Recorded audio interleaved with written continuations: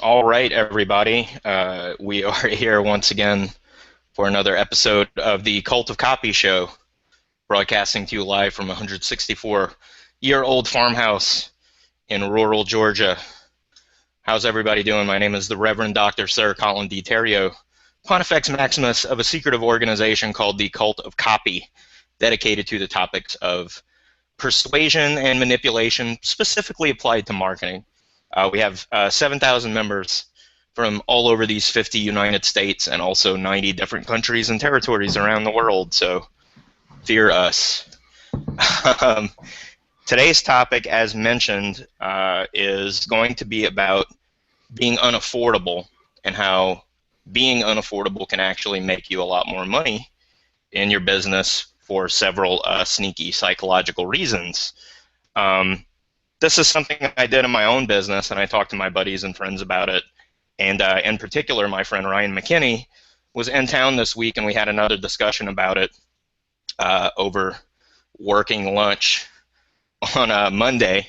And he suggested this when I asked for topics for upcoming newsletters. And I thought, hey, that would make a great show topic. So Ryan was nice enough to join us today to tell us a little bit about his experience with being unaffordable and what it's done for his business. And we'll let him jump in and talk about that in a little bit. And then he said he would be able to hang out while we discuss the finer details and sort of jump in whenever he feels like it. And I always learn a lot when I talk to him, so I thought you guys might too. Also, we are joined by Zane Miller, who is volunteered to be our director of the show for the time being moving forward. And as we do more episodes, he's going to help us out more and more. So thanks to Zane for being here and offering to do that. As always, this show is live broadcast on Thursdays at 2 p.m. Eastern, so you can join us live then for new episodes. If you would like to listen to the recordings, they are currently posted to YouTube, but we will have an iTunes and Android and Zune podcast very soon with an audio-only version. But if you're here live and listening, feel free to ask questions.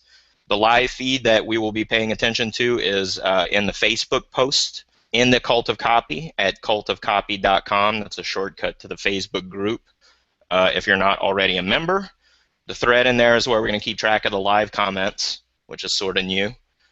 And if you are leaving comments via the YouTube interface where you might be watching the show, we will get to those also, but due to technical limitations, those are on a bit of a delay. So the live ones will come in through Facebook.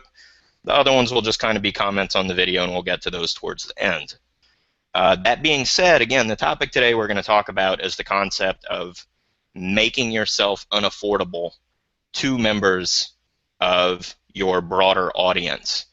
And while it may seem counterintuitive, my experience in doing that has been that it has allowed me to raise my prices, position myself as a more premium provider over my competition, and sell a lot more stuff, not the unaffordable thing, but all of a sudden, all your other stuff seems much more affordable and much more valuable when people can't actually buy the thing that they want to buy from you. But before we get into all that, let me introduce you to Ryan McKinney, a good friend of mine, a partner. We've done a live event together last year, and we've been friends a while now in internet marketing. We chat frequently, and I will let him tell you about the benefits he's gotten from making himself unaffordable. Yeah, sure. So, thanks for having me on too, Colin, as well. And it was funny because we're having this conversation the other day, and I forget how we got to that. I think somebody called me, and I was like talking to them about it, and I came back to the actual, our working lunch, you said, and started talking about it. But I remember it was you and I had this conversation. Shit, I don't remember. It was a year and a half ago, something like that, a little bit over a year ago for sure. But it's definitely around the time we did do that event together. And it really stuck out to me was that, that being unaffordable. So I'll tell you a little personal story here first about how being unaffordable didn't work the first time, but it got me a lot of money. So, so basically what happened was is we had this conversation a while, and then I was like, man, we need something unaffordable So we can have that up here, and then oh, you can't afford this. Well, now I have this thing right here, and if that's in your wheelhouse, and they can't dicker with you because you've already came down from your what they can't afford. Right. So when we started talking again at lunch, and so fast forward after that week, I'm sitting in the office, I'm in DC, and this guy was coming in. I knew his revenue, I knew what his business was doing. And by the way, to stop, I am a consultant for marketing or for businesses and stuff like that. That's my background, not copy. Um, so this guy comes in, he has his business, and he's a startup, and he's doing, tens of thousands of dollars a week, and he doesn't know he needs all this stuff. He knows he needs marketing, he needs this, and he's just everywhere. And I'm looking, and in my head, I'm like, God, this guy's already made like 500 grand in like the last like 60 days or something like that, or what? It was a really big number. And then so I let him say all of his problems, and then I said, look, you need a lot of help. And the type of help that you're going to need is going to cost you a lot of money. And he's like, yeah, no, I get that. And I said, well, it's 150 grand to start with us. And then also we would like to look at equity or profit sharing and things like that. And without blinking an eye, guys, like, okay, where do we start? Like, how does this work? And I'm sitting there, and me and my business partner looked at each other. We're just like, really? And in my head, the first thing out of my head was, shit, like, I'm still affordable. Like, what, I failed my mission of being unaffordable, and so it did make me a lot of money. But even moving forward from that, Colin, and the people that are listening too, is I just had the conversation the other day with somebody, and he came to me and basically said, hey, this other company was doing some SEO and marketing for us, and I don't think I'm getting, what I'm deserved. Will you take a look at this? And then I said, the first thing I said to him was, why the hell didn't you come to me for SEO and marketing? He says, well, you're too expensive. And when he said that, I was like, I have arrived, like, because he's like a second degree of separation. Like, he was like a like word of mouth, how he kind of found out about me through like two or three people. It wasn't like I told him face to face. Right. And so when I saw that far removed from my network that I am conscious of, I was like, that's it. That's what we set out to do. And that way, when people do come to us, they already know that we're unaffordable, so they got the checkbooks out. They're ready to write really big checks for this. Kick ass, man. So basically, by failing to actually be unaffordable, you ended up making way more than you would have charged otherwise. And then, like you said, the reputation spread around. Once you got the reputation for being the expensive high-end provider, the whole market seemed to learn that. Is that how it worked for you? No, yeah, exactly, and of course that's a long, and as well as it's a sort of a longer term thing. But I knew that a year from now it would be ideal if everybody thought that I was the, Bentley of SEO or Benz or whatever, sort of luxury, the thing that everybody wants the Ferrari, but only a few people can have it, and that's what I wanted my company to be when it came to our services, and that's the position we're in now. It took a little bit over a year. Yeah, exactly. And for me, it was very similar to where I had people who I had previously thought of as competitors start pitching their services to clients as almost as good as mine, but way cheaper. It really, like, what better advertising is there for you as a premium provider when your competition are the ones telling clients that you're the premium top end? Because I'm sure both of you guys, both Zane and Ryan, and anybody listening in knows that if you have the most expensive option out there, there are some people that they will immediately only want to buy that one. There are some people whose entire value setting mechanism is just based on price. And if it's the most expensive in their mind, that equals best, and that's the one that they'll buy. And I think we'll talk about this a little bit more. I think a lot of people are hesitant to want to charge that premium pricing because they feel like if they're not the premium offering, someone will buy it and then say, well, like, there's this cheaper one that also offers all of this stuff. Very, very few people will buy the most expensive one and then also go buy the cheaper one to see if they spent too much. You know what I mean? Like most people buy one and then that's the one that they bought, right? That's the one that they use. They're not really shopping around by the time they actually purchase one.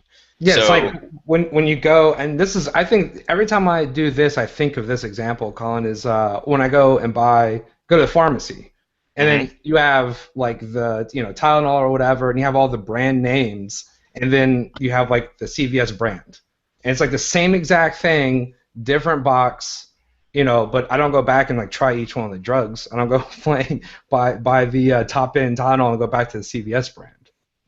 right. I've always wondered too, like, is it some sort of regulation that the generic version has to come in an uglier, plainer box? Because it seems like they don't even try. Like when you see the two side by side, you have the one that's more expensive and in a prettier box, and then the one that's cheaper in like a shit ugly plain box. So it always made me wonder, like, couldn't you just make the plain box look better? And people were like, well, not only is it cheaper, it looks cooler. But maybe, I don't know, maybe that's some like retail psychology I'm not aware of. But that's something I always thought was very interesting in that regard. Um, but moving past that point, uh, that in addition to people always wanting the best one, even people who can't afford it to where they're not immediately always buying the best one, there are tons of people who use that valuation anyway, even though they're used to not being able to afford the very best thing. And I think people drastically underestimate how many people that is in a given market. So I have some notes here that we can dive into, but we are right around a quarter of the way through the show. And as you may know, this is where I typically would put in an advertising spot. If the show were really kicking and going, few people have asked about them. They're not available yet. I'm just putting them in here so that people know that they're there when they listen into later episodes. But if I had something on special right now, I would offer it to you as a house ad. But in the future, if you're interested in advertising as part of this show, just get in touch. You would have an ad right here, and then another one later at the end of the show. And I would thank you for your sponsorship. But we're not doing that today. But this is where it would go if Hey, we were. yeah, one thing I did want to mention real quick, Colin. This is also a good point for any of you who are watching live, or even when you're watching the recording. This is a good opportunity for you to drop questions and comments in. Colin's brought up a lot of really good points. Let's hear your thoughts. Yes. Once again, if you want to drop comments in and you're a member of the Cult of Copy, the thread about this show is where you can put live comments, or if you comment in the YouTube mechanism, Zane's kind of keeping an eye on it, and as the questions come up, I'll jump in and answer them, and Ryan can too if he is feeling so inclined. So to give you a few tidbits on how to actually pull this off, when I say being unaffordable, really, to me, the best way to do it is whatever your flagship offering is, your main thing that people come to you to provide, should either be a service by itself that is unaffordable to the bulk of your audience base, or it should be some kind of package deal where what you offer is a full, complete, done-for-you package of everything, and that's what's super expensive. So for me, it was sales letters were my main offering, and it's not that my rates were unaffordable. I wasn't the most expensive copywriter in the world, but the layer of marketers that I was serving, the people creating products and buying sales letters, were used to paying low four figures at the most for a sales letter, and I charged five figures and up. So the bulk of my audience could not afford me as a copywriter, but what that served to do is give me this premium position because I was someone they maybe aspired to hire one day once they could afford it. And it positioned me for authority, because almost counterintuitively, for me to have the confidence and, I guess, balls, for lack of a better word, to charge that much, the price justified the fact that I must be an authority who can actually charge that much and be worth it. And having my name associated with previous successful launches that I wrote the sales copy for made it apparent that, okay, well, he got paid that much, and the people who ran those offers were happy with the result that they got. So uh, it validates in their mind that you're worth that price, and it's simply that they can't afford it. No one suspects you of overcharging if you do it that way.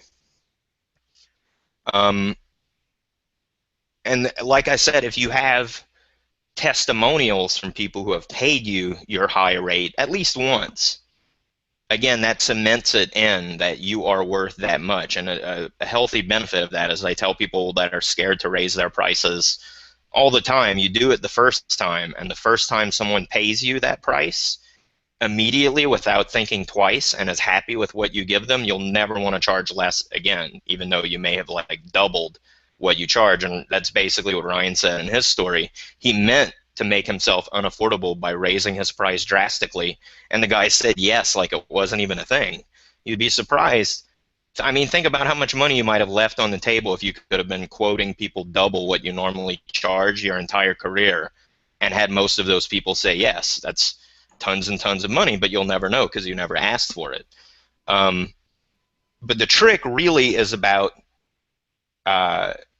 selecting that right customer, right? So you want to be selective about a customer to where whatever it is that you're going to charge them is sensible according to the ROI that you can get them, right? So I wouldn't even offer my copywriting services to one of these clients that were used to paying low four figures. I would just tell them flat out, I don't think I'm in your wheelhouse as far as price, but here are some other things that we can do as a service to work together.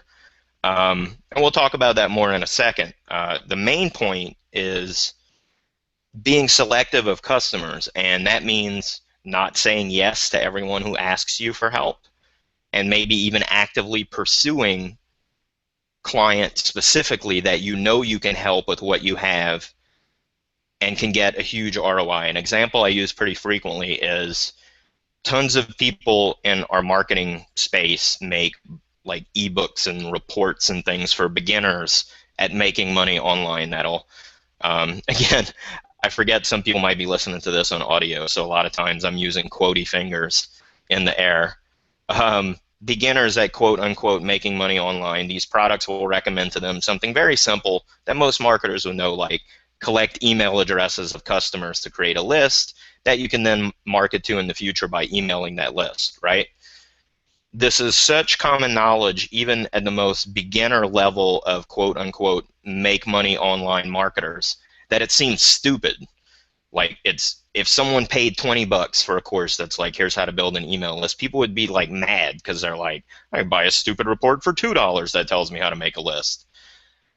What the trick is that you would be, maybe not, but I was kind of surprised, living in a big sort of technological based city like Atlanta, how many multi-million-dollar companies that sell catalog type products to customers. They have repeat customers that collect email addresses and literally never email them. So like a multi-million-dollar company that has an email list of like 50,000 existing customers and they've emailed them 0 times, you could make that company 6 figures a week in sales just by helping them get a system in place to start emailing that list.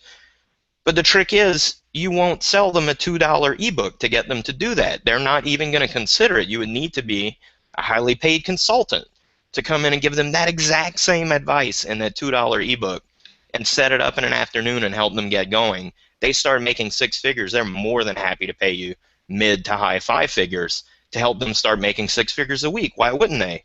But you have to be selective. You have to find that company. And the truth is, if you weren't charging enough, they would never listen to you. They would never take that advice. They would never believe you could do it. And it's not that they're dumb. They're obviously not dumb. They're a multi-million-dollar company. It's just, it has to do with that value to price ratio. They just don't put value on it if it doesn't cost enough to feel right as a fit for their business. And that was one of the biggest lessons that I had to learn, is that like a glass of water is worthless to a guy, you know, who owns his own water fountain, but you go find the guy who's crawling out of the desert, that guy needs a glass of water. But the trick isn't Like most people hear that parable and they're like, man, I really need to invent a glass of water. No, just go find the thirsty guy. Like, he's there. Just go find the perfect audience for what you have that will see the most value in it and will therefore pay the most. Now, uh, Colin, let's see. we do have a question from the audience if Oh, you're ready. sweet, sweet. I see the chat box popped up there. Yes, from Jay Poole. I mean, you kind of touched on it a little bit already, Okay. but he's asking, do you ever feel you have to justify your price, or is it justifying and then accepting that it may be too high? Um, when you justify your price, usually it has to do with, like I said, all it takes is one satisfied customer who got that ROI based on what you advised them to do, and they're happy with it at the price that they paid. That's really all the justification you need. But the trick is when, and we'll talk about this a little more in a second because it's the next point that I want to make. Um, Having that high value offering be unaffordable to them is not for them to say no and walk away. It's to put you in a more powerful position to negotiate downward. Um, One mistake I see a lot of consultants and service providers make is the client will have a project, and almost every client project with the services we do is customized, right? Like no one needs the exact same thing because all businesses are different.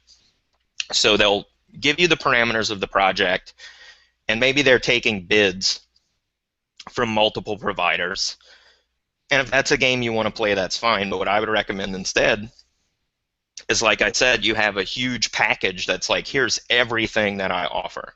So, for example, if you were a copywriter and you don't think you're at the level where you would charge 5 figures for a sales letter alone, maybe you say, well, here's a launch package for 5 figures. It includes a sales letter, 10 emails for before and after the launch. It includes JV promotional material. You just package a bunch of things together into like, this is everything that I would give you for that amount of money. And if that's unaffordable, what happens is you can start chopping that down to meet their budget and give them the materials that they can afford for the most that they're willing to pay. But it puts you in a power position where you are negotiating downwards, basically. You know what I mean? Like, they want what you have and they can't afford it, so you're the one being accommodating and saying, okay, well, we'll cut out this thing and we'll cut out this other thing, and that'll bring us to where your budget is. Is that cool? And most of the time, they really want all this stuff, but they know they can't afford it. And for me as a copywriter, what was great is a lot of times people will change the parameters of the project after you're underway. And if you negotiated yourself upwards to meet their budget and win that bid, when they start sneaking in new parameters and say, okay, well, we also need like 5 more emails for this other thing that weren't part of the project, they don't expect the price to go up because you already agreed on that. They don't consider the work list, the list of deliverables, as being set in stone the way they do the price.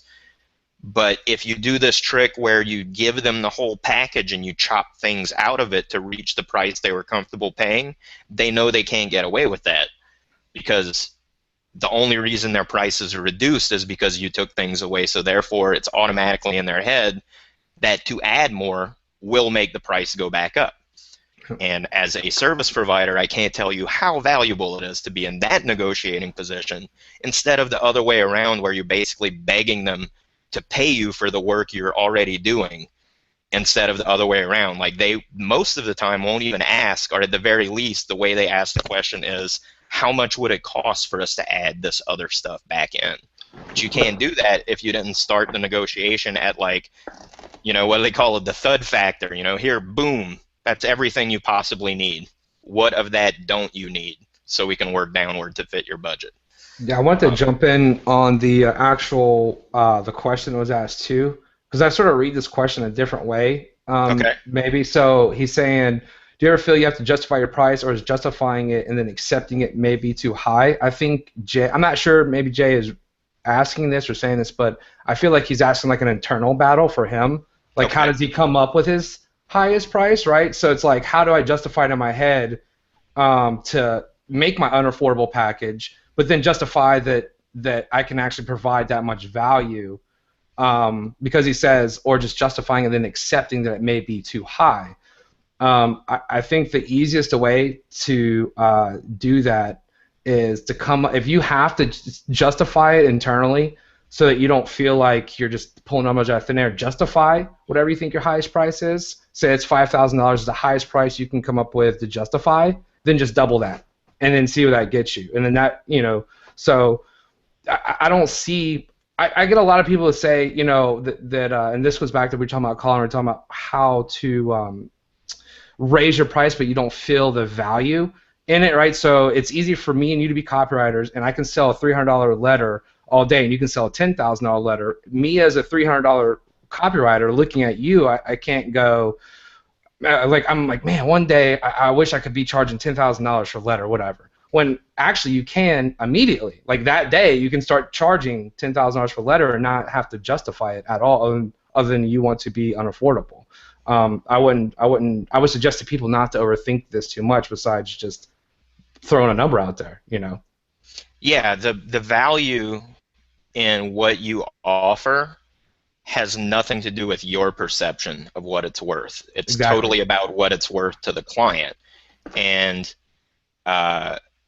to validate it to yourself, if you feel uncomfortable, this is something I've had clients ask me about before, just do a little reconnaissance. Find out who you think of as your competitors, right? And then find out who the most expensive is and charge 15% less than them. So you're not the most expensive, but you should theoretically be like the second most expensive throughout your whole marketplace. So that way you don't have to feel like you are the most expensive, which is what really gives people the bothers. Like when they get upset about charging more, it's like, oh, I don't want to be like the most expensive option out there. Okay, well, find out what the most expensive option is and then charge 15% less. That way you're not the most expensive, you're not the premium one. You let them worry about having to be the best, quote unquote, as far as services delivered. But that's on them to worry about, whether they can be the best or not. You're not offering to be the best. You're charging not half, but slightly less than the best. So there's really no pain if you offer to be the second best. Obviously, people are willing to pay it, or else the first most successful guy who charges the most wouldn't be successful if people weren't willing to pay. So you have proof that someone can pay that much, but you take the pressure off of yourself about having to be the best, because you only have to be the second best. And then, when you get comfortable with that, then feel free to raise your prices. But generally speaking, you should be trying to raise your prices by like at least 25% per quarter, just for no reason other than like, well, another 3 months doing this, I must be better at it. And then eventually, it's true, eventually you will hit a ceiling, but that's how you end up being at the top of your market. And then you can do what I did, which is always basically almost retire from doing the most expensive things you do, because you hit a price point where no one you talk to can afford it. And then you just keep inventing cheaper things that are less work for you to do, that you can sell for less money, again, to help like negotiate downward from where they are. So. Yeah, and actually, there's a quick comment in here that says, I couldn't agree more with Colin. I just set up a package with a client for $22,000 and sold them an ad and a squeeze page for $2K. So perfect, yeah. Perfect. So. Nice.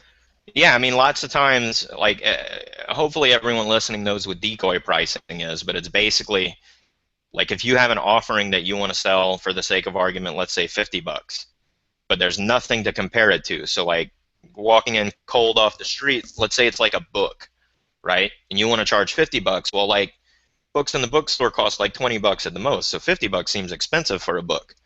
So what you would do in a case like that is invent a fake option that cost $100, and the whole reason that product offering would exist would be to make the $50 look cheap by comparison. But like I said, some people will just buy the $100 one because it's the best one and not even think twice about it. But you invent the more expensive version to make the version you want to sell at the price you want to sell seem cheap, so that you don't leave the customer the option to compare your price to whatever they pick. You know what I mean? Like they're gonna mentally make a comparison to something. Don't let them decide what they're comparing it to, which might be your cheapest low-level competitor. You give them the thing to compare it to, which is like my AAA awesome package or my, double A pretty awesome package. Don't let them take your AAA awesome package and then go compare it to some low-cost provider's version of the AAA. You give, like, their brain wants to compare it to something, so you take charge and you give them the thing to compare it to. Um, We do also have a follow-up question to the price justification. yes. He was asking, he was saying, no, if someone asks me to justify my price, should I even try to? Yeah, what you would do there is if you have previously had satisfied customers at that price, you can give them testimonials or put them in touch if that client's okay with that. That's one option. Um, One way that I've used to justify prices as a copywriter, which is funny because few copywriters do this, and I don't know why. Most of them charge by job, like per project, or maybe even per page, which is output, right? So like a page might be 600 some odd words. Like I don't know how long it took me to write those words, so I charge by time, and I calculate based on how much time it usually took for me to write certain items.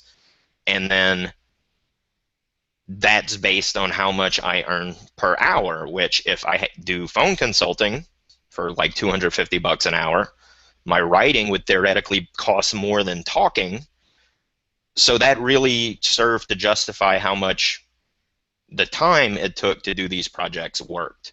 And that also is another tip for negotiating, is that if it's based on time, if you say, well, I charge $10,000 to write a sales letter, and they say, well, that's pretty expensive, and they're like what you can say is, well, normally it takes me 2 weeks to write a sales letter, including all the research and development and coming up with different testing options. What would you like to get rid of? Like how less time do you want me to do? Like I can write you one in 2 days and not charge you that much if you don't want me to spend that much time on it. And most of the time, if your client is a service provider, they'll get that. Like they immediately get that because clients have tried to make that same calculation to them. I guess that's one way to look at it. Like that's the tip, is that if a client is asking you to justify your prices to them, figure out how their clients try to screw them over and not let them validate their own prices. You know what I mean? So like let them have a taste of what it's like to have been kind of jacked with on price, and they'll get it. Also earlier, Colin, you're talking about how you said something really good that I tell people all the time, and if I ever get brought into a sales meeting, is basically, you know, when you're looking at, I'm trying to choose my words carefully here. When you're looking at justifying the price, you should already have a statement of work done. You didn't call it a statement of work, but in my head I thought statement of work. You should already have a statement. You have to understand what you're doing because every business is different, right? So that's why we don't have, this package is always $500 or this package is always $5,000. There's no set prices. Okay, so by the time you get to a point to where you're going to justify your prices, they can't see them until you get a statement of work, you've had a meeting, you're going over everything with them. You've already sort of justified your pricing in that process, right? Because most people, and this is where we separate ourselves a lot as I go, because we do a lot of SEO for companies too, is it's basically they're like, as soon as we get on the phone, how much is this going to cost me? Well, first of all, I'm expensive. Are you still there? Okay, you're still here. Okay, so and second of all, I can't tell you how much it's going to cost because we haven't even had a conversation. I don't know what's happening. But all the other guys in the SEO world, they have set prices, and this is why we're different because because your business is different from his business is different from their business, and they're just assholes, and we're better than them, and that's why we can command the price that we have. So I think the actual justification part is kind of easy because you do that in the process to get to your pricing. Yeah, definitely, definitely. The what you call a statement of work is like I usually come up with a list of agreed upon deliverables. So you're going to get one sales letter. It's going to be about 10 pages. You're going to get 6 emails. Whatever the case is, we agree on that, and that actually makes it really easy. Like I said, if you itemize that and you know how long it takes you to write or whatever each of those items, that's sort of where your pricing comes from. And really, what you do when you're raising your prices is you're just increasing your hourly rate, which most people are okay with. If you keep gaining experience and getting satisfied clients, everybody's like, okay, well, I should be making more per hour. And that makes it easier because if all your service offerings are based on how much time you're putting into them, that makes that calculation easy. You don't even have to think about it. You just have to think about, well, my hourly rate, and then that'll help you figure out what all of your different offerings should be costing. What should those things be costing your clients? In addition to doing that trick of anchoring your prices where it makes some of the things that you actually want to sell seem worth the price that you want to ask, that we talked about with decoy pricing, this trick can make it so that the cheaper things that you offer suddenly increase in value simply because you charge more for other stuff. So like, I'm a 5-figure sales letter writer at this point in my business. My clients, most of the people in my prospect realm, I guess, can't afford that. But what I did offer was sales letter review services and critique. And I charged for those services sometimes what the writer that they hired charged them for the sales letter in the first place. So I got paid the same amount to read and complain, basically, as their writer got paid to write it in the first place. And then that writer had to go back and fix it for like no extra money.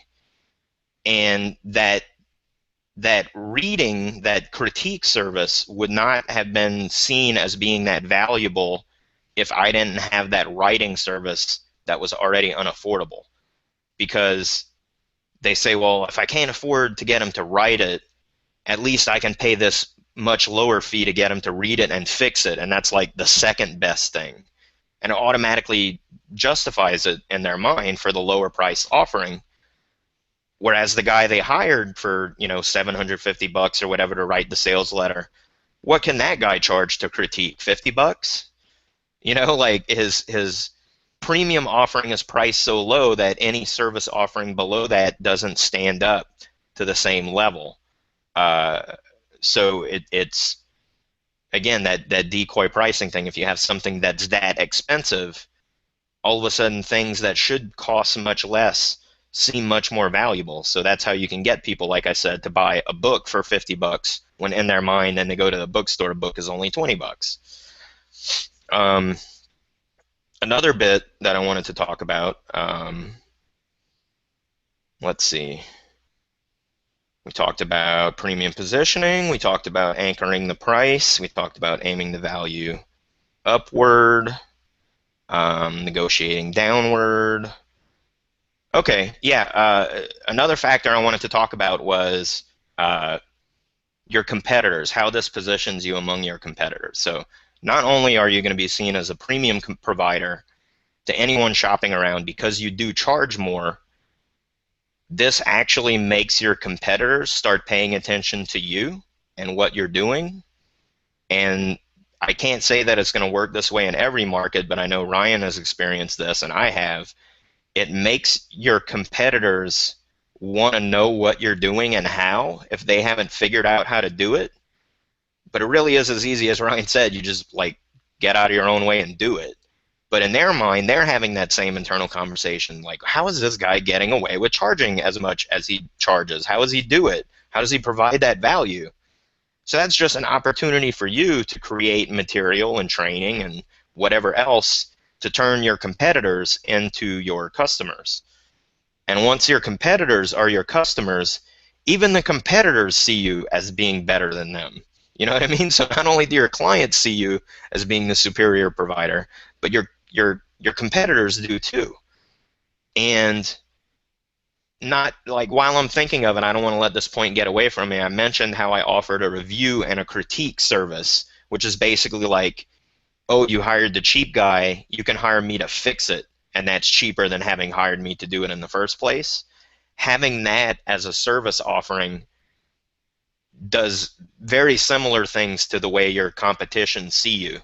So, for example, in my case, I had, if I was hired to be a reviewer for a letter that a lower priced copywriter wrote, the lower priced copywriter has no real say in it, but in their mind, if I got hired to basically be their freelance boss, in their mind, how do they see me compared to where their skill level is? I must be like way, way better than them. I'm like in the alpha level if I got hired to fix what they did. And that, again, helped position me as the premium provider of not only services, but training for competitors that wanted to try and do better. Um, because in their minds, you know, like, well, that guy is getting hired to be the boss of me and tell me how to fix this, so he must automatically be better. He must automatically be more elite, and he knows more than me, and therefore that's why he can charge more. I want to learn how to charge more, so I'm going to pay him to be my mentor or trainer or whatever. Do you notice anything like that, Ryan, where like it's not just your clients, but your competition start seeing Yeah, you as the provider and asking you for help even? yeah, in a couple different markets that I'm in, but namely, if we go back to my original thing, I was talking about my original story and how now people, the guy came to me and said, you know, I have this problem. I hired this SEO company and they charged me this much, and I don't know if they did that much worth of work. And I said, you know, why didn't you come to me? You're too expensive. But I've turned that into a client now, right? Because I said, yeah, sure, it costs money to look at it, and depending on how much, you know, we're going to go billable hours, but if I look at it and there's a problem, it's going to cost money for us to fix it too. And now we're going and fixing and looking at everything that he went to the lower guy to first because I was too expensive. And so he had to come to me when they messed up. So I actually just made a note to myself, Colin, I'm going to sort of think of a way that I can create that environment, right, where I can offer to look at and be like the either watchdog of SEO, like, oh, did you hire an SEO company? Let me go in there and see if they did it right for you and tell you, you know, if you're getting your money's worth, kind of positioning, which I'm glad I got on this call now because just that little thing I'm going to look at. But yeah, that's like what I told her. It was a perfect example of that, you know. Yeah. Just not designed. Yeah, and another thing that happened to me as a side effect, which I thought was funny, is because I was unaffordable as a writer. The trick with copywriting, and maybe some of you are in industries, if you're not a copywriter, you're in industries where this is the case. But if you provide a service to a client and you do a good job, they don't want to tell anyone what a good job you did for how cheap you did it, because they want you to not be busy when they need you again, and they don't want you to charge more the next time they ask. That's particularly true of copywriters, because if you get a great copywriter that writes a high converting letter and they charged way too little, you're not going to refer that guy to anybody. You know, like you're never going to mention his name to anyone else. You're going to keep it quiet. Again, male pronouns, it's just a habit. Ladies can be copywriters too. I know several that are great.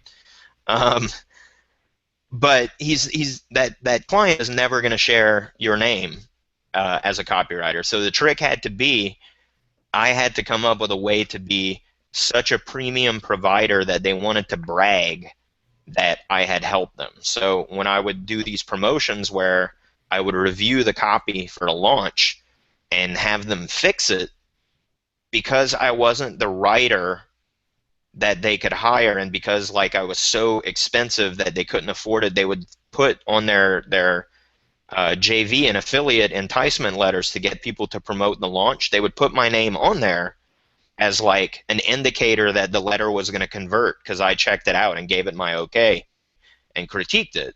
So like my name became a bullet point for the quality of their promotion, which all of a sudden for every affiliate that signs up for that offer, if they make money promoting that thing, all of a sudden they're like, I'm going to get that guy to review my next You launch. know, So, I was one so of it was those. like, yeah, yeah, yeah. It was Yeah.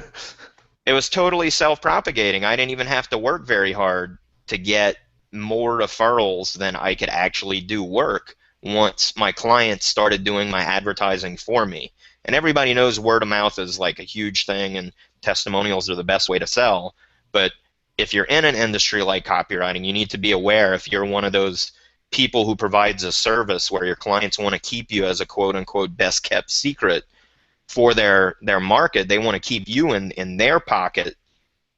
You need to figure out a way that, like Ryan's going to love this, that you need to figure out a way to incentivize them to share your name. And that was one way to do it, is by making the quality of my review something that they wanted to brag about because it added value to what they wanted. And again, I can't speak outside my own industry, but I'm sure many of the people listening can probably come up with ways to do that where, rather than be kept as a secret by their clients actually want to brag about them. And the number one way to do that is to make value in your name. So for me as a copywriter, by the time that was happening, I was speaking at events, I was creating content, I was doing my older version of this show. So people knew who I was. So when someone said Colin Terrio reviewed the sales letter, no one was like, who? Like I'm the one who made that name mean something by creating value around my name. So if you're in a market where you're largely anonymous and in the background and no one wants to brag about you, that's something you have to do as part of your own responsibility. Mm-hmm.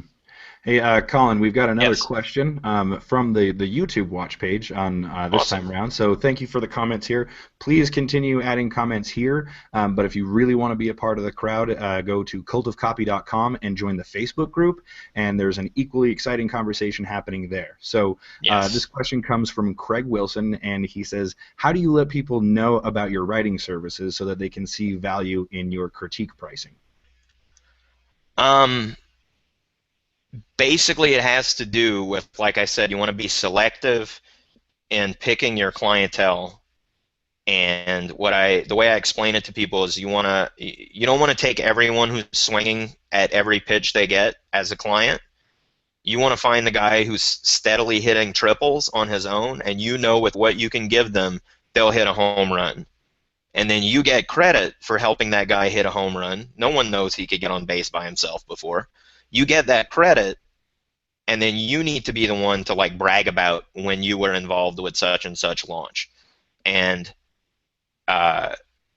in the marketing world where I work, it's not the kind of thing where like everyone knows people hire copywriters, so I wouldn't be like stepping on my client's toes to say, oh, you like that? I wrote that.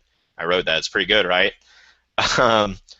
You need to toot your own horn. Now, in other industries where it's not necessarily widely known that like you would hire a ghost copywriter to write letters that are from you, check with them first. But normally they're more than okay to let you use their work as a sample, and you need to be the one to be putting together like case studies of results and distributing them. And then again, that has the added benefit, like if you put together a case study of something you did for a client that did super well, that's material you can use to promote your writing services, but that same material is what's also helping you build up a list of competitors that you can later sell training services to teach them how to write copy the way that you write copy to get those results. And again, most people would be hesitant to do that because they're like, why would I give my competitors my secrets? Why wouldn't you if you're charging adequately? You know what I mean? Like they're paying you for them. You're not giving them away for free. It's just another customer for the same material, but instead of doing it as a service, you're providing it as information, and you just charge. It's another way to sell that same knowledge and experience that's in your head.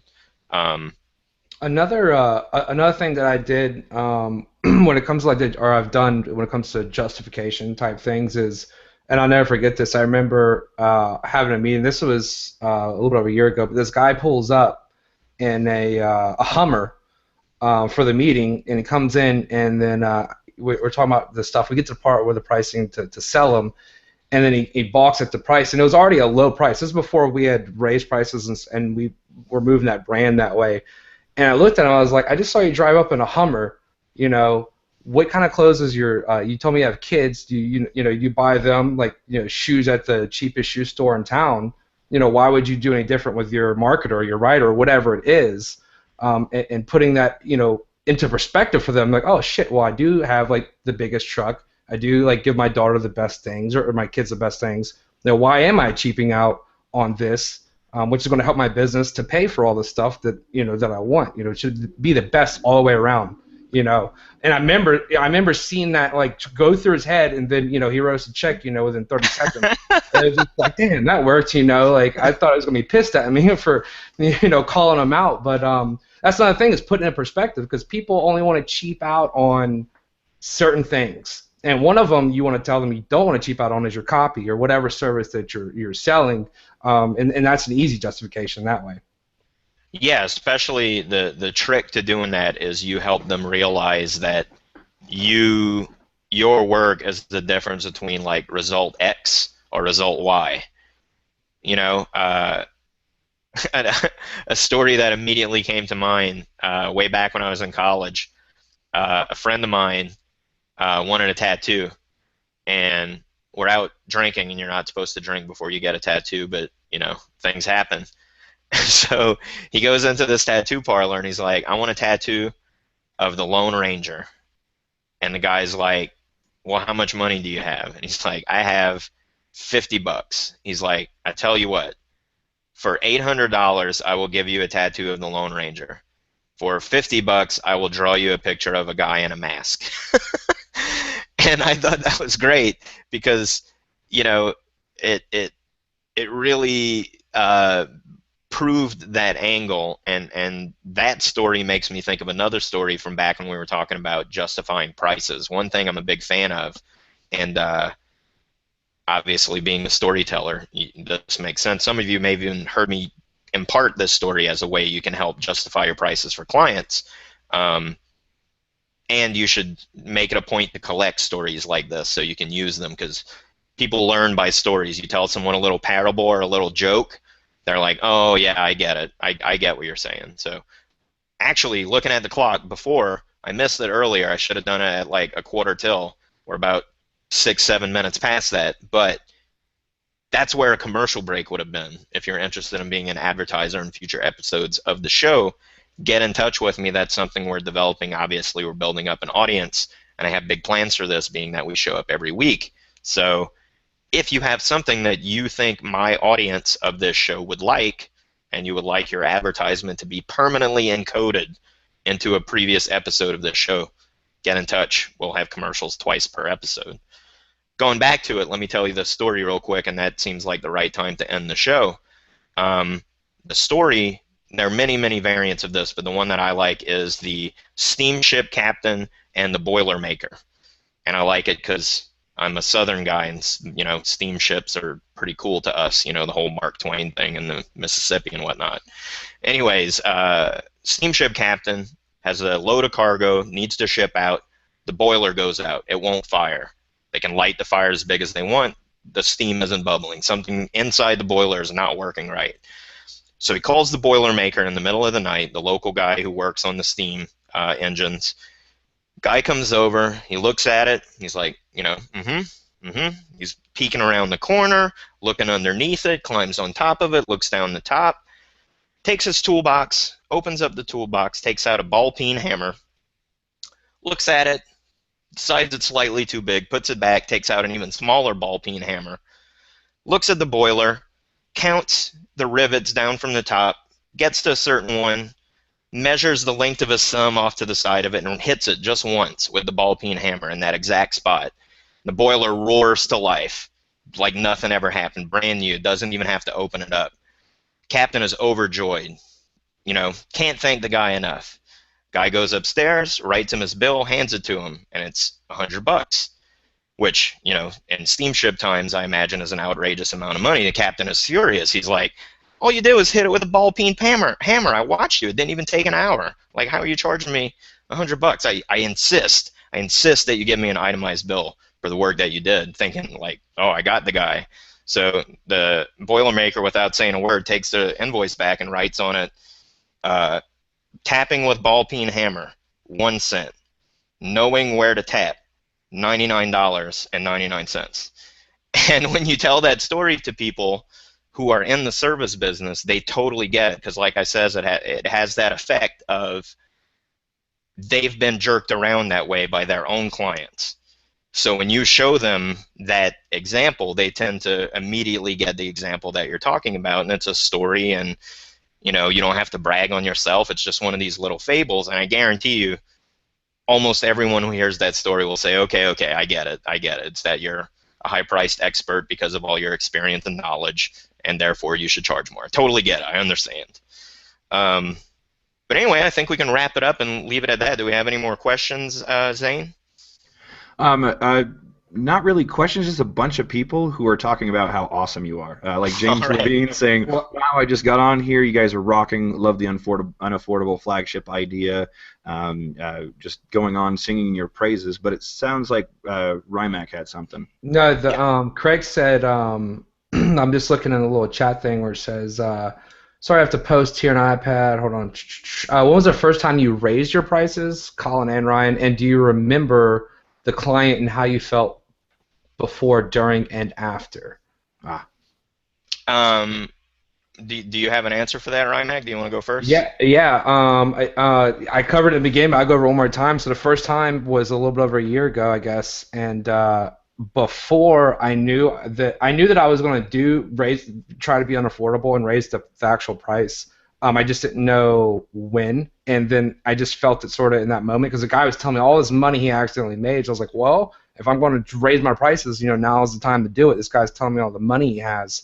So when I did it, I guess the question is how you felt before and after. Before, I didn't really feel anything other than I knew I was going to do it. After, I was pissed because I still wasn't unaffordable during that day, but I had made a lot more money, so it was sort of it was a good win for me, but I still wasn't happy with my result because I still didn't accomplish the mission, which is to not be affordable. But so that's sort of my before after of that moment, I guess.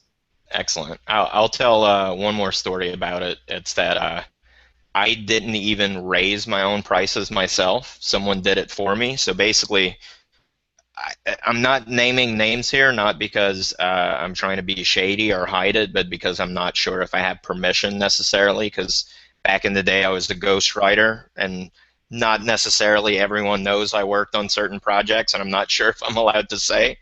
But basically what it is when I went freelance, my old boss was one of the first people to hire me, and he was very, very generous. I didn't even ask him for a certain amount of money. I was just like, excellent, yes, I will absolutely help you since you're helping me. And he was very generous in what he paid me. He also gave me my first referral, and what he told that referral is that I charge twice what it is that he paid me. So the first guy coming to me asking me for help has a personal endorsement from my boss and mentor who was amazing to me, and he's saying, well, he told me that you charge this much. And I'm like, holy crap, yeah, sure, I charge that much. Please pay me that much. And so that's how it was, is that I didn't have any feeling about it before because I didn't even know it had happened. But after that guy paid me that much and he was happy with what I gave him, like I said, I knew I was never going back as far as that went. And then, let's see, Jeremiah, who Ryan actually introduced me to this past weekend. We all went out locally because Ryan was in town and he knows him. Jeremiah posted a comment here that he says, love it, Colin. I had a new client ask me if I was worth $2K a month. I said, run your sales numbers for the month to see how much I'm making you. They came out as $40K. Argument was over. Kicked off the weekend. That's perfect. That's a great example. That's absolutely what we're talking about here. So hopefully many of the people who listen to this show got that kind of value out of it. And please, if you do, attempt to use the strategy of making yourself unaffordable, even if you fail and make $150,000 like Ryan did with one client. Please let us know how that works out for you back in the cult. We're going to wrap up the show now. I want to thank our guest, Ryan McKinney, for spending time with us and chatting with us today. Thanks a bunch, Ryan. And I want to thank Zane for being our director, and look forward to his contributions to the show in the future. Once again, this has been the Cult of Copy Show, the weekly live web show that we record new episodes of on Tuesdays at 2 p.m. Eastern. Recordings go up on YouTube and soon to be on iTunes and Android and anywhere else I can pimp my wares. My name is the Reverend Colin D. Terrio, Reverend Dr. Sir, that is. I need to use all the titles. I forget them sometimes. You can see them up here if you're watching on video. Don't forget to put them on your door. Yeah, I'm very, very important guy. So that's me, Colin Terrio. I'm the leader of the Cult of Copy, which is despite how creepy it sounds, we're very friendly people. It is a discussion group which you can join if you go to cultofcopy.com. That is a shortcut to the Facebook group where you can request to join. I don't always immediately respond because we are very numerous, but most of the time I let people in unless you look like a spammer or a fake person. So you can join us there, and future recordings of this show on YouTube are at youtube.com/user/cultofcopy. You can see old episodes of the show there. Currently, this is episode 3.